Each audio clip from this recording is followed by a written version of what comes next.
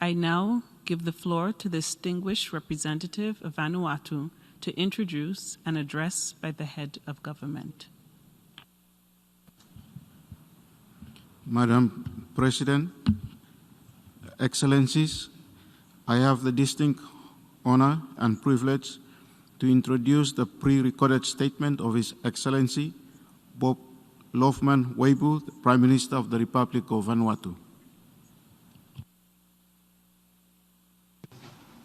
Mr. President, Excellencies, Heads of State and Governments, Mr. Secretary General, distinguished delegates, ladies and gentlemen, I have the great honor to deliver this address on behalf of the government and people of the Republic of Vanuatu. Mr. President, at the outset, let me sincerely congratulate you on assuming the presidency of this 75th session of the United Nations General Assembly. Your Excellency, I assure you of Vanuatu's committed support during your tenure and have every confidence that your presidency will successfully guide us in our collective pursuit of the future we want and rally the spirit of cooperation essential for the United Nations we need. I would also like to extend our heartfelt gratitude to His Excellency Diani Mohammed Ban, the outgoing President of the 74th session, on his outstanding stewardship of this august body during such a challenging time. Mr. President, usually we would be gathered in an ionic General Assembly hall to share our thoughts on the state of the world we share. The corridors, meeting rooms, and side events would be abuzz with activity as leaders and delegates come together. In this time of uncertainty and peril, we could most benefit from such gatherings. We cannot do so. Delivering our national address via video link may be emblematic of this extraordinary time, but it's also a sign of our resolve to adapt and make use of what is available. So even though for the moment we are not all able to travel or be together in person, we can continue to find ways to harness our collective commitment with this vision of ending the pandemic and resetting our planet on a sustainable and peaceful footing. For so many of our people around the world, 2020 has been a year of unparalleled challenge. COVID-19 has unleashed a complex web of health, economic and social issues that have sorely tested government, business, community systems. The pandemic has exposed existing vulnerabilities and alerted to us the threats of new ones. We have seen it exacerbated the already unacceptable high rates of global inequality and poverty that we face. We have seen it has most severely impacted the most vulnerable in our communities, especially women and girls, people with disabilities, and those with chronic health conditions. We must unite to defeat the scourge of this disease.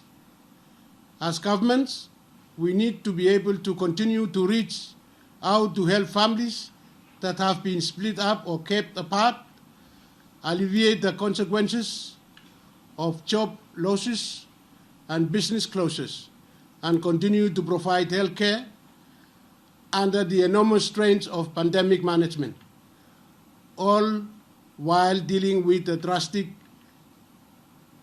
plummeting revenue resources.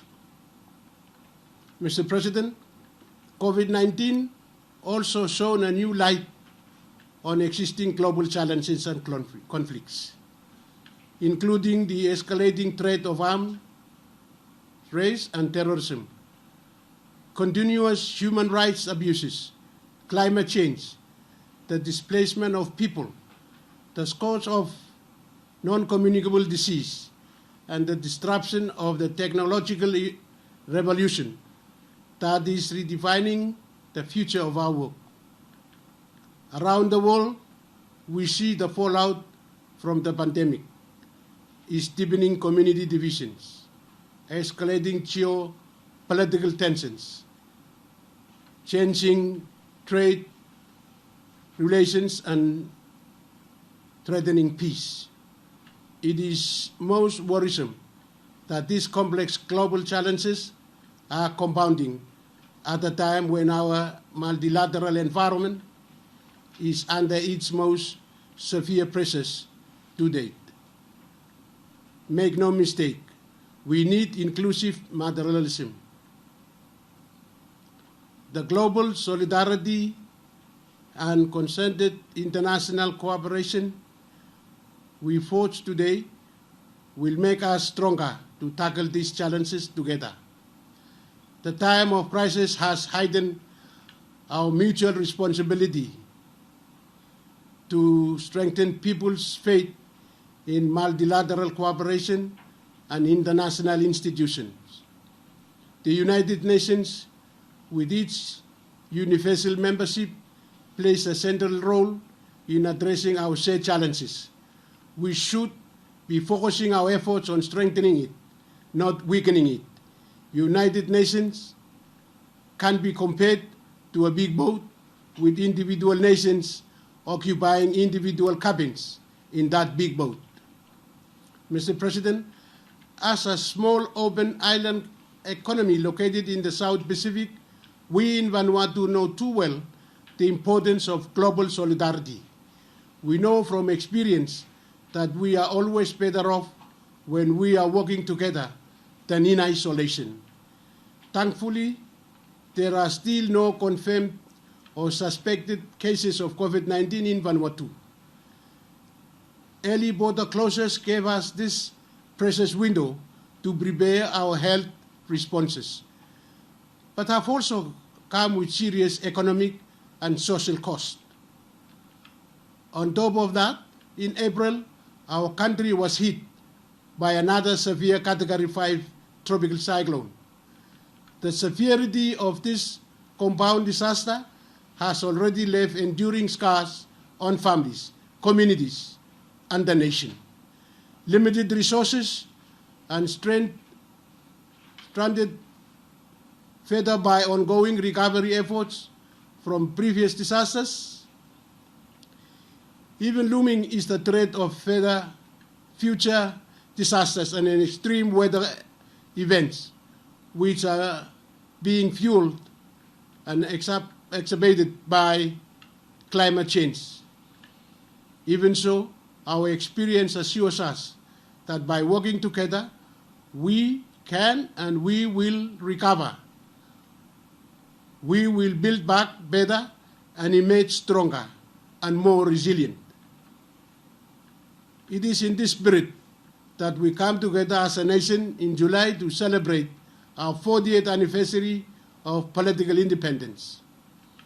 We will come together again in December to mark our graduation from the least developed country status. Amidst the uncertainty and chaos, this is a special year for us. We especially view our graduation as a success story. We have and always will warmly embrace the solidarity of the LDC group and the support afforded to it. But in our 40th years as an independent country, we are ready for the next phase of our development journey. We are ready to make that step despite the catastrophic that has been unleashed by the pandemic and cyclone, and which will reverberate for many years to come. We are proud of our achievements. and we are mindful that we still have a strong way to go to achieve our sustainable development goals. We would rather build on our efforts and those of our development partners and graduate now with an extended smooth transition period that risks spilling back into the LDC category or halt graduation entirely. It is for that reason that we are seeking the support of bilateral, regional, and multilateral development and trading partners to provide full support to the implementation of the smooth transition strategy prepared by Vanuatu, in particular, the priority measures that requires targeted support for an extended support measures related to trade, aid for trade, and participation in international forums. If we are not careful, the events of this year and the continuing fracturing of multilateralism may dilute our global development aspiration. We all triumphantly signed up to 5 years ago under the 2030 and the 17 Sustainable Development Goals. More than ever, we must return to this collective commitment and redouble our implementation efforts.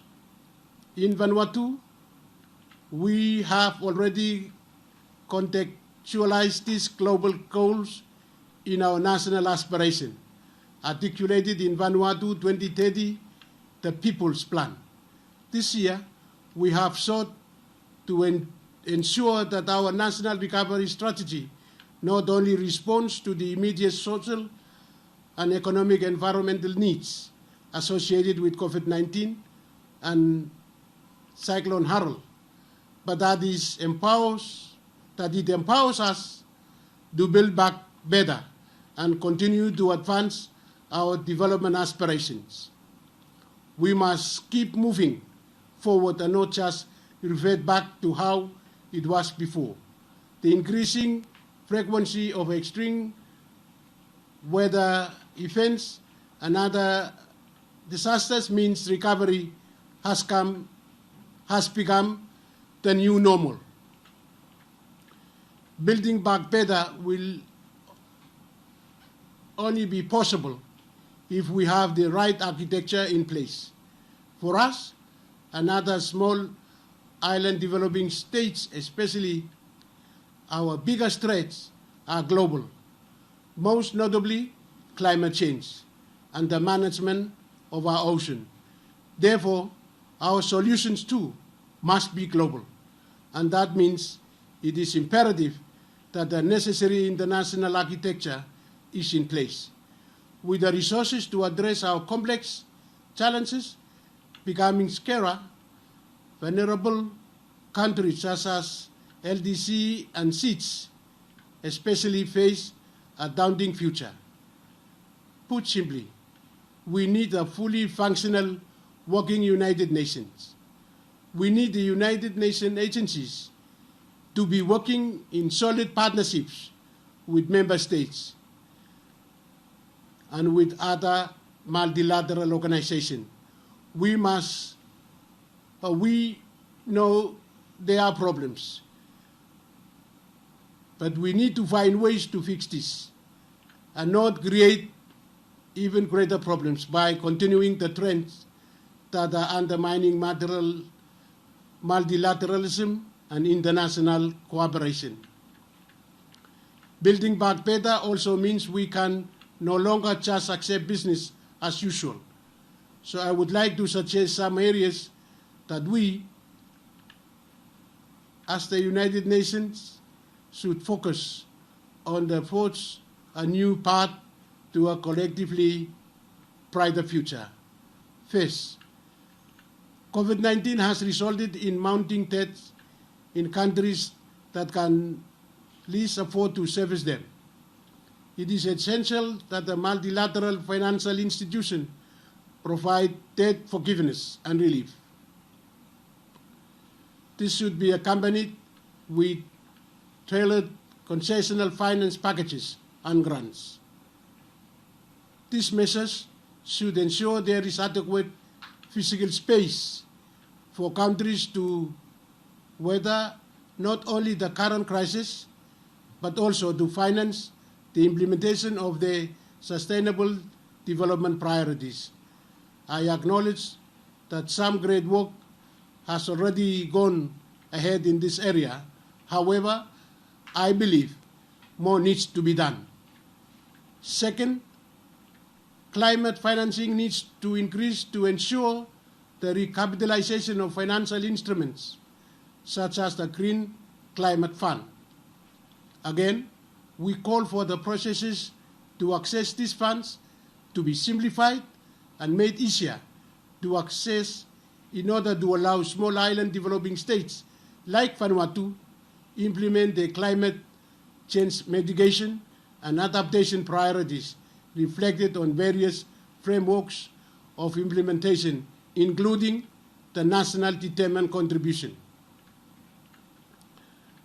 Thirdly, the United Nations needs to find ways to address the de-risking measures adopted by large international banks that have prevented small island developing states, especially to set up corresponding banking relationship with our domestic banks. Finally, it is imperative that we ensure every country can get timely, fair, and equitable access to COVID-19 vaccines, which means working cooperatively and not competitively. The UN must especially ensure that all of the most vulnerable countries in the world get access. Until we find the medical breakthrough that we all pray for, we must unite in our efforts to mitigate the drastic impact that the crisis is having on our people. Mr. President, as we look ahead to the future we want, we must picture a world of freedom, one that is free from persecution and human rights abuses.